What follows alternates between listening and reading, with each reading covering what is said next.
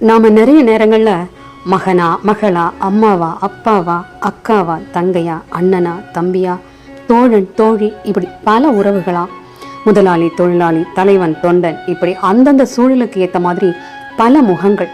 List போட்டால் முற்றுப்புள்ளி ஆகாத அளவிற்கு பொறுப்புகள், கடமைகள் நமக்கு. இவங்களுக்கு இடையில ரொம்ப அன்பு செலுத்த வேண்டிய, நித்தமும் காதலிக்கப்பட வேண்டிய, கருணையோடு பார்க்க வேண்டிய, மன்னிக்க வேண்டிய, தன்னம்பிக்கை, உற்சாகம், ஊக்கம், மகிழ்ச்சி கொடுக்க வேண்டிய ஒருத்தங்க இருக்காங்க. அவங்களுக்கு தெரியுமா? நிறைய பேருக்கு அப்படி ஒருத்தனை இருக்கிறதே தெரியாது.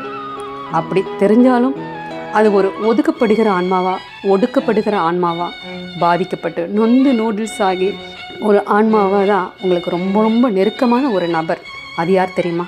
வேறு யாருமே இல்லைங்க, நாம தான், நம்மளுடைய ஆன்மா தான்.